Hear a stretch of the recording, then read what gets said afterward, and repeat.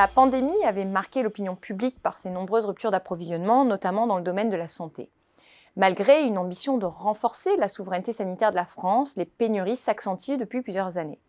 405 tensions, rupture d'approvisionnement sur des médicaments essentiels en 2016 contre 2446 en 2020, par exemple.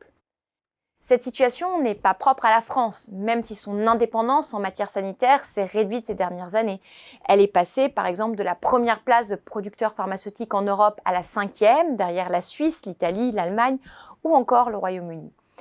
La France est également considérée en retard dans de nombreux domaines, en particulier celui des biomédicaments, et puis elle connaît une perte d'efficacité en matière de recherche et développement. En réaction aux ruptures connues durant la pandémie, des investissements ont été annoncés par le gouvernement pour renforcer l'autonomie. 7,5 milliards d'euros d'investissements jusqu'en 2030 dans le cadre du plan santé, 150 millions d'euros pour soutenir une centaine de projets industriels dans le cadre de France Relance. Cela s'est traduit par exemple avec quelques annonces de relocalisation emblématiques, avec par exemple Sequence sur la production du principe actif du paracétamol ou encore Pierre Fabre sur la production d'un principe actif pour un anticancéreux.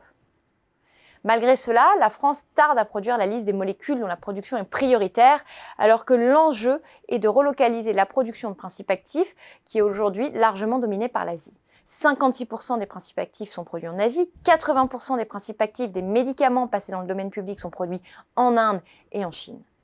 Or, la production des principes actifs est l'étape cruciale dans la production de médicaments, mais également l'étape la plus contraignante et polluante.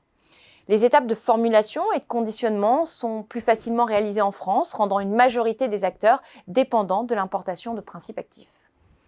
Cette situation s'explique à la fois par le coût de production, les normes environnementales européennes exigeantes ayant conduit certains acteurs à localiser la production des principes actifs dans des territoires moins scrupuleux sur le plan environnemental, mais aussi le désintérêt des laboratoires pour la phase de production, réputée moins rémunératrice, avec un processus de cession de nombreuses unités de production à des façonniers.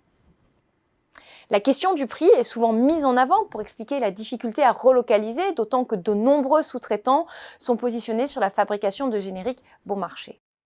La baisse annuelle des prix imposée pour limiter les dépenses de l'assurance maladie entraîne une pression sur les coûts de fabrication et pousse certains acteurs à servir d'autres marchés avant de servir le marché français. Dans le projet de loi de financement de la sécurité sociale de 2022, il a été prévu d'accorder un critère de reconnaissance dans les prix aux médicaments fabriqués en France ou en Europe. Ce critère n'est néanmoins pas encore appliqué et puis surtout, il se limitera aux nouvelles productions. Dès lors, des mesures sont à prendre pour renforcer les capacités de production de la France et renforcer sa souveraineté sanitaire. Premièrement, il faudra avoir une liste arrêtée des molécules à produire en priorité en France ou au sein de l'Union européenne. Deuxièmement, il faut garantir la transparence de la chaîne du médicament, comme le préconise l'Observatoire de la transparence dans les politiques du médicament, ce qui plaide pour avoir une traçabilité sur l'ensemble de la chaîne de valeur, mais aussi rendre le prix du médicament plus transparent. Il faut également intégrer dans les critères de fixation du prix des éléments tels que la dépendance, la sécurité d'approvisionnement ou encore l'impact environnemental des productions. Il faut également revoir les mécanismes de répartition de la valeur entre les différents acteurs de la chaîne, entre laboratoires et façonniers. Enfin, il faudrait réfléchir à développer des productions publiques ou sous forme de coopératives. Ainsi, à travers la question de la souveraineté sanitaire, doit se poser la question du prix collectif de notre indépendance.